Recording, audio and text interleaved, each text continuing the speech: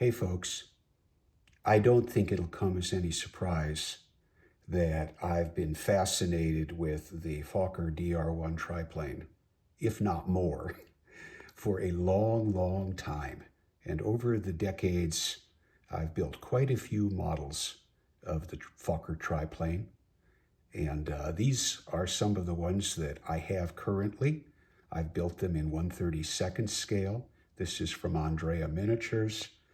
I've built them in 1/48 scale. This is from Eduard. In 1/72nd scale, another Eduard. And even one 144th scale. And I don't remember where this little kit came from. Now these are just the ones I have currently on my shelves. There are about 6 more of these in the stash. Mostly, I think, in 1/32nd and 1/48th scale. And then there are all the ones over the years that I built and are no longer around. I think my fascination started when I picked up a copy of the DC Comics in the spring of 1965. I was 11 years old, and inside that comic book was an installment, the first installment of Enemy Ace, featuring the fictional triplane German pilot Rittmeister Hans von Hammer. I'm not even sure I knew about the real Rittmeister, Manfred von Richthofen, but I loved the story. I was fascinated with his plane. Yes, it was a red triplane. And I started to learn a whole lot more about the Fokker DR1. We moved to Montana later that year, and it wasn't long before I picked up my first DR1 kit. It was, yes, the Aurora 1/48 scale kit of Manfred von Richthofen's DR1. So I'm not going to talk any more about my builds over the period, but I learned something just recently about the actual flying characteristics in detail of the DR1, not all of which I understood, even as much as I've researched it in all the books I have. And I wanted to share some of that with you, which gives me a new appreciation of just what a interesting, fascinating, dangerous plane this was, both for pilots that flew against it, and in some cases, the pilots who flew these planes back in 1917 and 1918. So I have a few books about the Fokker DR1 and its predecessor, the actual prototype, which was called the Fokker F1. As I mentioned, I think my introduction to the triplane was from DC Comics, a series called Enemy Ace, which premiered in a DC comic book in 1965. And over the next 11 years, Enemy Ace made a reappearance in various DC comics in 23 times from 1965 all the way through 1976. I think I only saw the first couple of installments of Enemy Ace with Hans von Hammer, who was clearly patterned after Manfred von Richthofen, right down to the red, all red Fokker triplane. But I remembered him, and just recently I took a look and found that, yes, they'd been collected. All of the issues had been collected and consolidated into a 2-volume series, which I now own. I've caught up on my comic book reading. This lovely book from Kagero Publishing, the Legends of Aviation in 3D series, has some stunning 3D, CAD illustrations that are in 3D as well of the Fokker triplane in various liveries, but a very comprehensive history of the beginnings of the DR1, its development, all of the 300-some aircraft that were produced, who flew them, how long they flew, and the aces and the victories they scored in the DR1. Turning to Manfred von Richthofen, this is probably the authoritative book on actually documenting and validating every single victory, air-to-air victory of the Red Baron. Very well done by scholars of World War I aviation. And you can check based on every single victory that was confirmed, who his opponent was, what plane they were flying, a description of the action, the actual reports, and of course, importantly, what plane the Manfred von Richthofen was flying for those 80 victories from the latter part of 1916 through the third week of April 1918. 19 of his 80 confirmed kills were in a Fokker DR1 or the prototype, the Fokker F1. But now, my latest book to arrive is this incredible book from the Vintage Aviation Echo, which has got the most incredible stories of either revival and repair and restoration of vintage aircraft, or actual construction of replicas down to the last bolt or stitch or gluing of fabric. And there, in this issue, there's an amazing piece about a particular Fokker DR1 replica, perhaps the only true replica in terms of validating its construction from original parts where they were available, not many, or manufactured to fully replicate what the original components were. And I want to read a little description from the owner and pilot of this particular DR1, which just is astounding in terms of describing what the flying characteristics of the Fokker DR1 are like.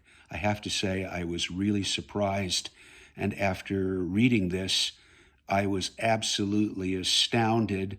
I've got to give a lot of credit to any pilot who flew the DR1. Manfred von Richthofen was sometimes described as just being an excellent marksman, an excellent hunter, but an average pilot. If he was flying the DR1, he wasn't an average pilot. And you'll see why in a moment. And it also sheds some light a bit on how Werner Voss pulled off his amazing last combat against 6 or 7 British SE-5As, turning, wheeling, firing. He made it look like magic. And when you understand the flight characteristics of the DR1, the plane was able to do all those things, but it wasn't as easy as one might imagine. As I mentioned earlier, this book, The Vintage Aviation Echo, has a superb article about the construction and flying of a 100% authentic replica of the Fokker DR1 that was constructed, owned, and is flown by Swedish engineer, aviator Michael Carlson. And I want to share with you some of his commentary with the author of this article about the flying characteristics of the DR1. So this is a description of the process, some of it direct quotes from Michael. As the block tube and fine adjustment levers are manipulated to full power settings at the start of the takeoff run, the tail comes up immediately and forward visibility drastically improves. The nose is immediately hunting, and anticipatory full right rudder is required to counteract any divergence, the airplane getting airborne in around 40 meters. The aerodynamic noise is so bad it's like being in an inferno, says Michael.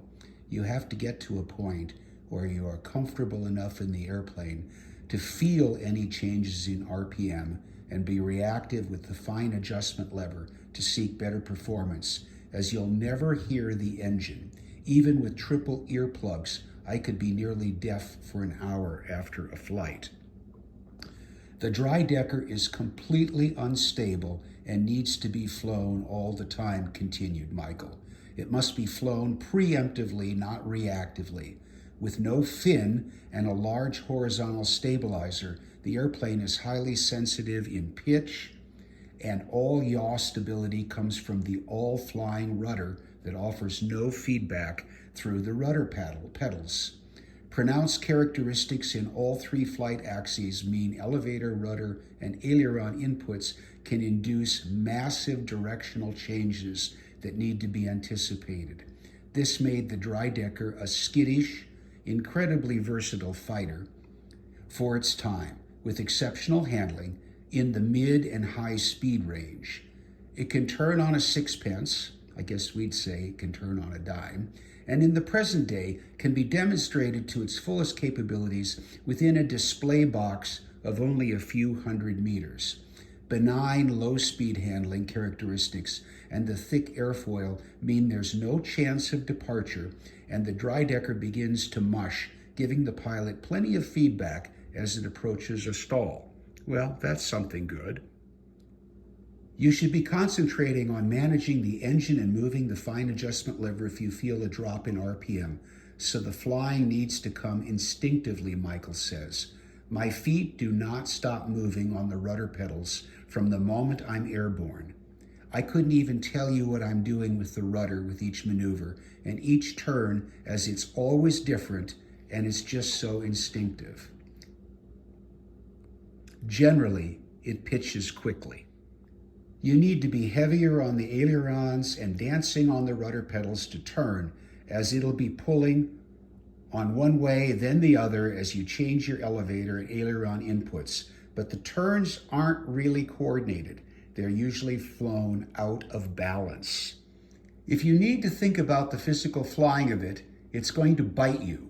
You don't have a turn and slip indicator, so it's all done by feel and is constant feeling out process. When I first flew the dry decker, I felt like I had been flying sideways the whole time, and it took a good 10 hours for me to have a more complete impression of the airplane and feel comfortable flying aerobatics. You'll feel the buffet if the airplane isn't tracking straight. Without stick and rudder control, it will yaw immediately to the left into an X position, flying sideways out of balance with the airflow hitting you hard on the side of your face. You could use that to your advantage in a dogfight, I suppose. It feels unnatural to do it now, but flying out of balance in combat situations meant you could outperform other fighters and get yourself into a shooting position from all kinds of crazy angles, sitting the dry decker on its nose, flying flat turns, turning with nose down, tail high, or horizontally shooting almost sideways at a target. Well, this all confirms the British members of 56 Squadron when they described the fight in terms of what Werner Voss was doing in his F1 as he jumped and pitched and slipped all over the place to engage the 6 or 7 planes in 56 Squadron that he was battling at the same time. But Michael's commentary just illustrates it's not like it's magic handling. You have to feel it, and the plane is going to do crazy things, which can be to your advantage because no other plane will do it, but can also probably kill you pretty quickly. So I finished my ode to the Fokker DRI, a plane that I have loved since I was 11 years old. I didn't know Manfred von Richthofen was flying it then. I knew a comic book character named Hans von Hammer flew it, but it hooked me for life. So whether, here you go, whether it was the Red Baron or Werner Voss in his F1, or Josef Karl Jacobs, who was the highest scoring ace in terms of number of planes shot down in a Fokker DR1. Quite an amazing little plane. Its reputation, perhaps, to some extent, far outstrips what it actually did on the front lines. It wasn't in service that long. There weren't that many of them, but it was a little wildcat during the brief time it was flown by some of Germany's most noted and top flyers of the period. Thanks for watching, folks. And I neglected to mention there'll be a few still photos here at the end of this video. Again, thank you.